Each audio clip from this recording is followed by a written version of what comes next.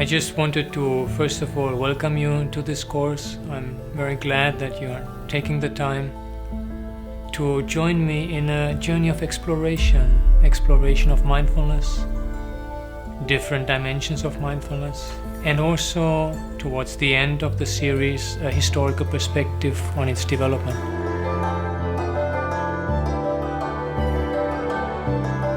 And as an appetizer, if I may, I would just like us to briefly look at the basic structure of the course.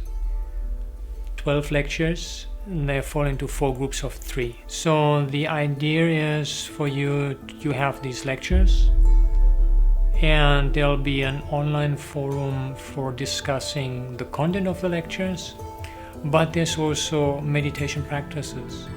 And the invitation for you is to, alongside this 12 lectures over these 12 weeks, to gradually explore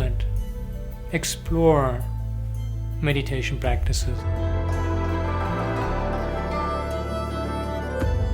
So this first group of 3 are meant to provide an easy introduction. My idea is to introduce mindfulness in a very natural way, with something that we all do anytime.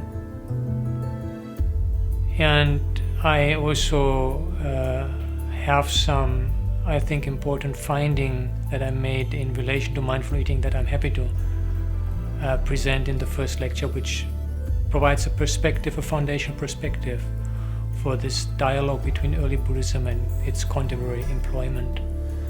Mindfulness and ethics and the question of compassion. These first 3 are coming in at a very general level. And as all of the lectures, these come already with meditation instructions.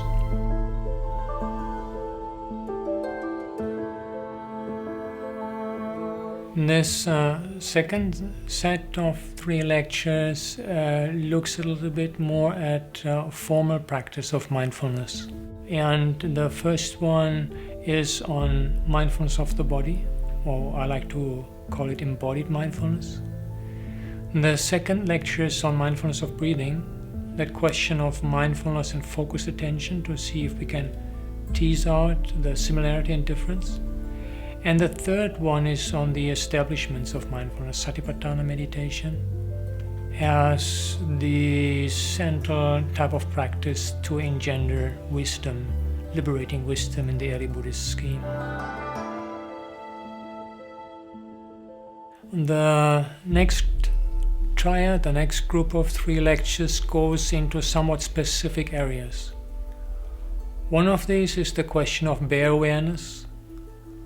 There's been a trend to assume that this is a later development, and it is important to know that bare awareness is already found in the earliest period of Buddhism.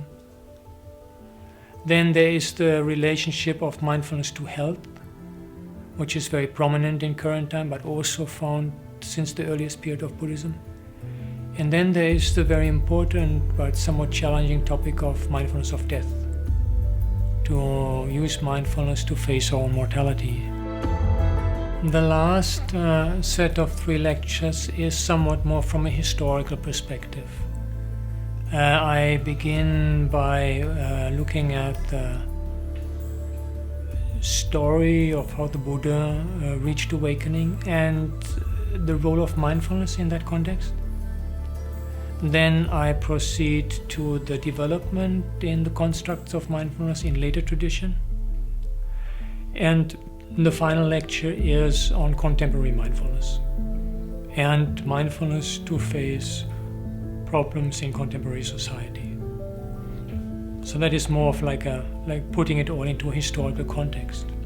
Most of my presentation in these 12 lectures is based on the early discourses. These discourses were spoken orally by the Buddha and his disciples some 2,500 years ago. And this is my own area of specialization as an academic. The main topic in this, most of the lectures, is really the early Buddhist understanding of mindfulness, coming back really to the historical source and starting point, based on these early discourses transmitted by oral transmission, just for us to understand how it all started, and then towards the end series of the lectures to see how it flexibly, adaptively developed in the Theravada tradition, also developed the Mahayana, and then in the final lecture how it developed into the contemporary mindfulness for healthcare and other related purposes. Thank you very much for your attention. I hope you will benefit and enjoy this course.